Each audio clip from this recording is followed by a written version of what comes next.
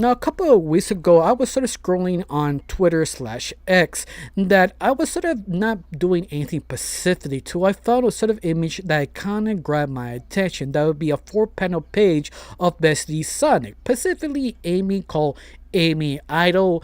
And I was sort of confused, like, what is this, what's going on here? And you just see Amy being idle and Shadow being sort of incept falling in love with Amy.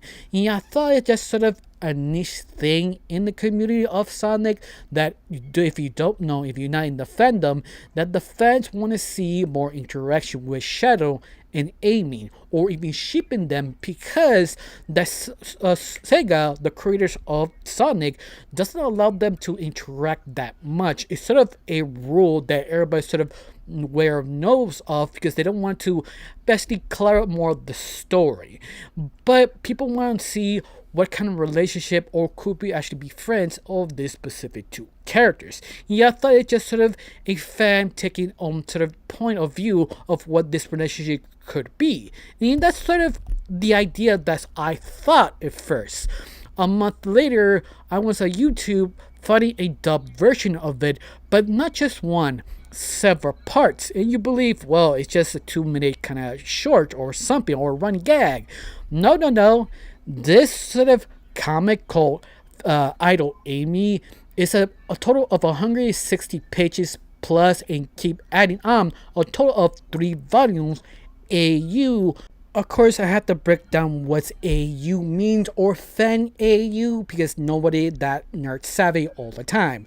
Of fan AU, the short version of it is basically taking a IP characters and put it in a different universe, but a fan perspective. That the fans know the characters, but what if and remove the main lead becoming the villain and the villain becoming the main lead, or kill off the main lead, let the lantern become the main lead, and see what happens. The formula of all the characters, but put them in a completely different genre. And that's what basically AU is. Basically just having your favorite characters go to a completely different world, different genre, or different anything to see what happens. Something like Idol Amy can actually show you with the right hands what you can do with a IP like Sonic, because let's face it, Sonic characters are just so well developed, understood what they are, and you can actually play with those type of characters and show you what you can actually do. Something like Amy Idol, for example, that I was sort of surprised how good it is. I mean, good. The first time I clicked the sort of dub version of it, that I wasn't expecting that much. Just sort of a curiosity, just trying to scratch it up to understand what is this. Before I know it, I watched a total of over 170 pages of this comic, because it is sort of a ride, how it works. It's something that I wasn't expected to. I actually wanted to actually continue reading. Specifically, what is Amy Idol? Well, how the creator describe it, it's just sort of what the title says. It's just Amy becoming an idol. At least that was basically the first take of this, to realize it's so much deeper and darker and more mature, slice of life, romantic, twisted way that it just sort of surprised you, because I think anyone who read this comic will be completely shocked and surprised. And this is the reason why I decided to cover this, because it's just so weird, interesting, and very deep, and also a little dark, because there are moments of this sort of manga becoming sort of suicidal Sonic. Yes, you heard me. That sort of sounds weird, out of pocket, doesn't sound like Sonic. It's sort of a AU, but it's sort of a AU. I understand what Sonic is. You understand all the characters. Before I break it down, my name is Recho. I like to talk about animation, not just animation, to reviews, first impressions, cartoon theories, and sometimes, if I have some spare time, cartoon breaking news. Of course, you like how it's going, like to help my channel, pull like, comment, and subscribe. That's the only thing you need to do. If not, that's fine. If you do, thank you, because of you, I'm getting close to a main goal of 2,000 subscribers. And yes, I'm getting close every single day because of people like you. People pull like, comment, and share. Thank you. Now let's talk about a AU took over the fandom called Idol Amy, created by basically Peach Mango Gabby, if I said that name correctly. But other than that, what is this sort of AU? Is it any good, interesting, or disturbing in a way? In a way, yes. The best way to describe this AU is something like Shojo. Like, if you never heard of what Shojo is basically a specific genre meant for young ladies, just sort of telling stories like Amy Idol. But Shojo doesn't differ with other manga or anime. It's all about the feeling, the emotion, understanding the other person. I know, sounds completely boring, but you'd be surprised how deep, interesting, and introspective that Pacific genre really is. Because Amy Idol goes that direction, but direction that you don't expect. Remember I said what was the pitch of this? Is basically Amy becoming idol. But actually, the whole story is almost about what happened if the hero doesn't have to save anyone. What if the hero doesn't need the villain anymore, or the villain just quits? What happens to the hero? And that is sort of the question in time to answer of this AU. Because the whole beginning is all about just Amy quitting the team and becoming idol, but you don't know of the respective of the moment. You just don't understand at first, because the very beginning she was sort of mad because her hammer broke, and Dr. Emmer doesn't understand the situation in trying to understand what's going on. But during this time, he was taken down. And you know what? I gotta change my ways. It created school. And the whole team thought about it, like, why he trying to create a school was the whole point. What's his angle? And they thought they could repeat the same hero take down villain and reset again. And it's one of the things we had to take a little while. At least that's what they thought at first. The major story is about Amy sort of quitting the team after the incident of the breaking the hammer that you think is kind of stupid, right? But this the thing that make this manga AU so interesting and bizarre is that it's kind of go the future and present tense in the manga. There are some moments show you the present, some moments show you the future, but understanding what happened in between, because each single character has a sort of point of view, understanding making that specific decision, and why Amy sort of walked away from the team, becoming an idol. In that she sort of was tired of becoming a cat and mouse chase with Sonic, that she meant her feelings to Sonic, but Sonic doesn't repel it back. In fact, Sonic doesn't know how to react and pretend that how the dedication of love Amy gave to Sonic was sort of not respected back. More like, can we talk about this while saying we talk about this later kind of situation, and make it so awkward and frustrating to Amy that she sort of snaps and breaks her hammer by accident. And this is what I mean. In the very beginning, you don't know why she broke her hammer and why she obsessed with this hammer that even they don't really explain first. It's sort of introspective of each single character. And this is what the shoujo sort of begins of this sort of AU type of comic, because the shoujo angle is all about understanding the emotions and understanding what's actually going on. Like Sonic became sort of almost like a bum. Like he went to school to Eggman to observe Eggman to see what's his angle, and the angle is there is no angle.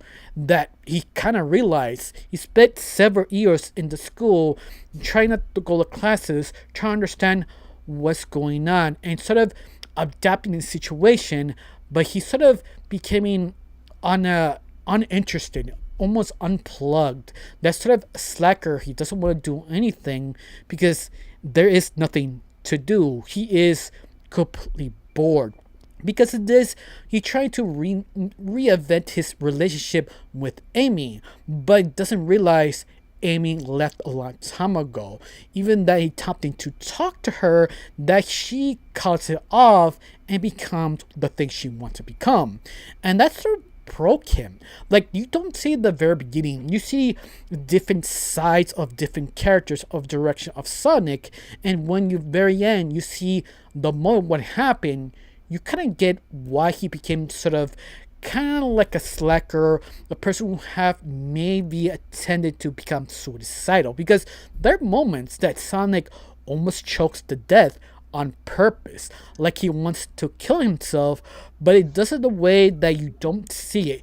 You every time you basically bump into Sonic or one of the characters, he's always like sweating, always like trying to almost breathe, almost like waking up early in the morning. You can't really tell what's up with them. Then they actually show it. You realize, oh, okay, this story becomes kind of darker, but it's sort of in perspective, like what happened to Tails in the relation of Sonic, what happened to Rouge and Knuckles, why Dr. Eggman became the principal of the school, and why he cares. Each single angle has sort of a development, sort of understanding why they chose it, but in more Shojo sort of perspective. Like, I think one of the biggest example is sort of how Eggman trying to convince Tails to be his right hand man, becoming a teacher, and and Tails like, nah, he's trying to trick me, no this, no that, but at the very end, he finally believes in, and Tails finally is sort of happy, because at the very end, he doesn't want to be the good friend, he doesn't want to be the kid is very smart, he want to be respected as an equal.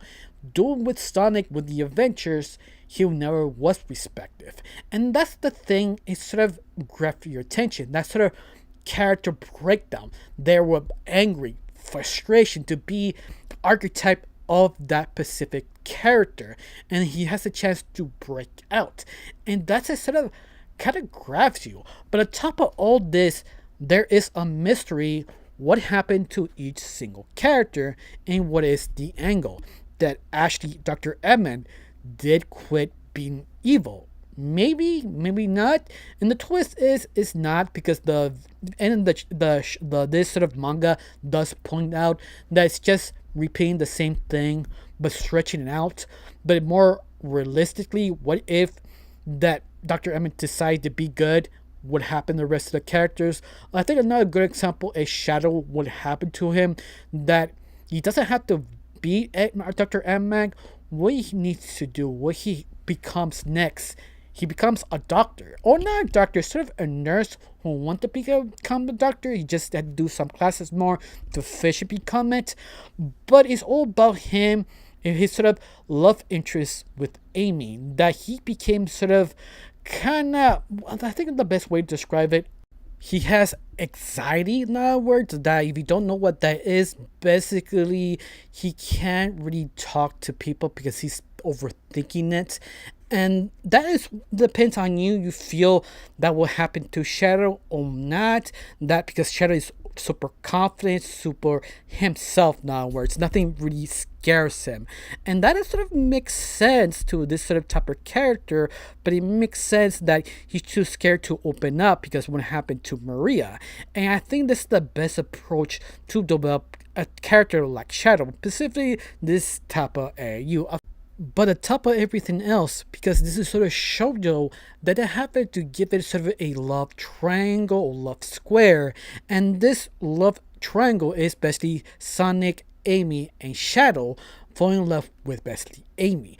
But the only difference is it's more than just that. You have people having a love, but that's not the focus, because at the very end, this is Shoto. That basically means they understand they cannot have the other person, but doesn't mean they will not stop being their friends. They trying to help them out and elevate them the situation they actually are.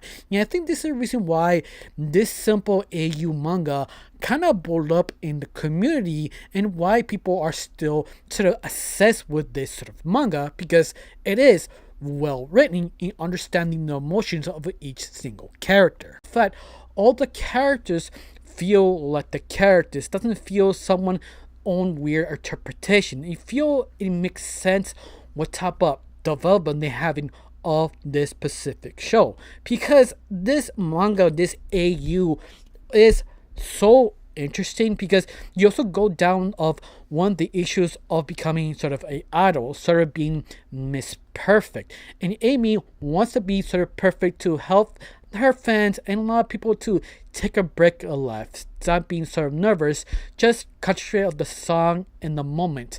And the only problem is the psychological aspect of that kind of breaks her. Like she cannot walk alone to being hunted down by her fans.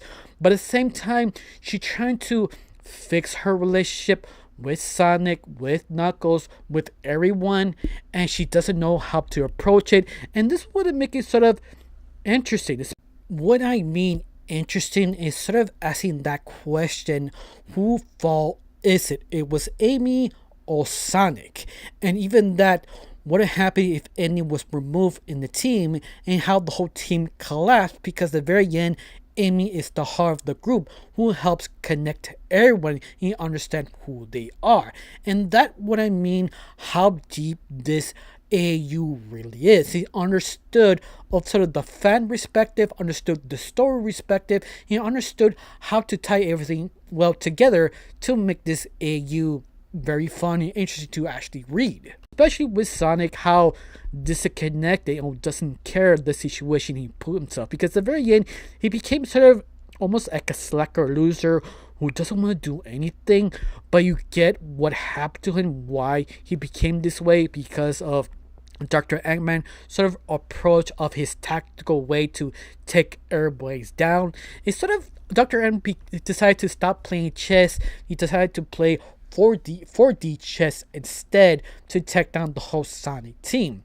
But done in a very fun, unique, almost Shojo romantic horror action-packed direction that feels a next step of every single character development, because all the characters are older. Because I said at the very beginning that it just sort of jumped times, like the present time and the future back and forth, understanding the direction and what actually happened to him. It's just sort of interesting how they approach this. It's just so deep and interesting. On top of this, the art style of this comic is really good. It's something that I feel this was sort of made by professionals, made for possibly Sega, who owns this sort of product, but it's not. This is a fan made over 100 plus chapters and counting volumes, and I'm so impressed and deep. Even that, I have to admit,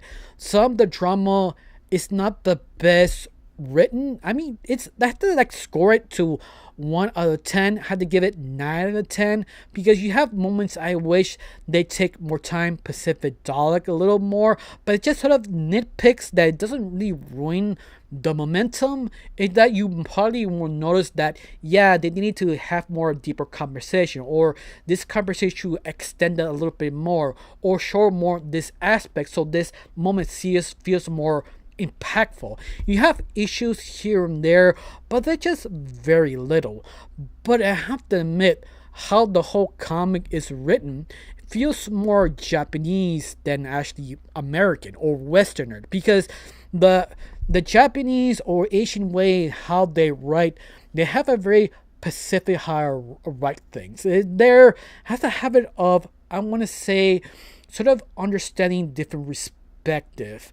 It feels more anime than Western cartoon. Think of it sort of like the last Avatar. If you watch that, it feels so much American than actually Japanese. If you compare to this version, it feels reverse. It feels American but more Japanese by accident. Yeah, I don't talk about the sort of culture of being an idol, the psychology or the business takes, how it make it be more popular. No. It's how it's sort of written, how the characters interact. You're watching almost like a actually anime but manga form, or Shojo in this case. But even that had said, it is so interesting and deep. Even that it has its flaws, it's so surprisingly good. It's just so well paced, well written, well told, and also it does have the action aspect of Sonic. When everything goes down and what actually happens, you feel this is actually Sonic. You feel all the characters acting how acting. The question is, what was the reason why Eggman did this, and the reason why you want to keep reading more and more what actually happened. And I feel this is the reason why it became really popular in the Sonic community, because it is really very loved in this community about this very unique AU, because it is different, unique. I feel this is the fans who want to see more mature take of Sonic, a more well developed what happens next sort of slice of life if you don't need to take down the bad guy anymore. What will happen? And this is sort of the answer, trying to reverse psychology of the characters. Who are they? Were they important? And that hero thing were a part of them or something they wanted to do? Have a lot of things they actually break down, make this sort of manga so interesting, because it is interesting. Of course, it's not perfect, has its flaws, but all of that, I highly recommend it because it's something I was sort of surprised, especially how you write basically shadow of this version that I thought I kind of hate, but no, I actually was very surprised of all the character development, especially Tails, how he snaps, why he broke up with the relationship with Sonic, and why he became the right hand man of Eggman. Even that, everybody sort of kind of was aware this could be a trick, but the trick was it's like pretending not to be what you think. And I feel that sort of surprise really pushed this AU to a limit, almost a level of professionalism that you only see in basically comic runs nowadays. But I don't know you. How you felt about this? Do you know it existed? You don't know? You're surprised sort of twists and turns of this? Tell me down below. Let me know. I got nothing else to say. Just thank you for watching. Don't forget to subscribe and have a wonderful day. Bye.